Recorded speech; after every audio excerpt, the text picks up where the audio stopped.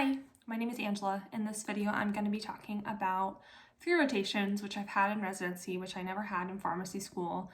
They are the ICU, drug information, and administration. Currently, I'm a PGY1 resident and I'm in an ambulatory care track. The reason I wanted to do this quick short video is just because I think it would have been helpful for me to kind of hear from someone what they're going to experience on those rotations. I have no clue really what to expect going into them. But you will definitely ask, colleagues, friends, whatever, who have done rotations like that. Ask them for their experience, but this is just a way you can hear from another person. So I'll start with drug information. I am not someone who loves DI, but I appreciate how pharmacists are very equipped to answer drug information questions. So that was the big bulk of the rotation, was answering drug information questions from healthcare professionals. Trying to learn how to make a concise and objective answer that wasn't biased so that they can make their own decision in a quick amount of time. That was like the main goal, which I hadn't really learned at pharmacy school. They went through a ton of DI databases, so you get a lot of details on how to use the different tools at your disposal in pharmacy.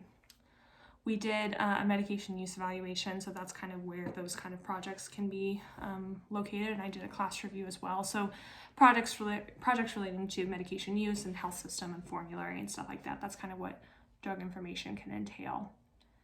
But yeah, I think that one was interesting and taught me a lot, and if anything would just heighten my day-to-day clinical drug information abilities, because I'm not going to go into a field such as that.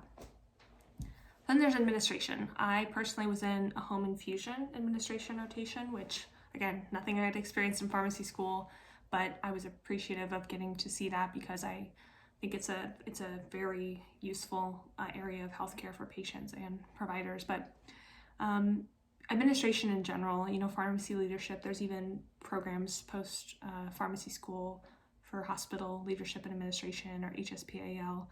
And so you will spend a month with someone who, or however long your rotation is, you'll spend time with them if they're a member of pharmacy leadership, someone who, they may have a clinical role, they may also have a practice, but they're in the hierarchy of your organization's pharmacy leadership group, and they have certain responsibilities pertaining to administration. So the big bulk of this is honestly meetings and projects.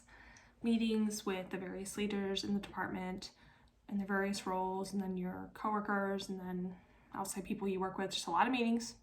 And then projects, whatever's coming up that month, quality improvement, safety, regulation, human resources, other stuff, not too much more detail that I feel like needs to be gone into that, but a lot of projects that just kind of get updated and get finished as soon as you can between all the meetings and all the other stuff going on. So not a lot of patient care. I kind of enjoyed stepping back. But again, I knew this wasn't the right area for me because I do love patient care. And I think that if you're going to administration, you have to like that many projects, that many meetings, and that side of helping the patient care process versus direct patient care.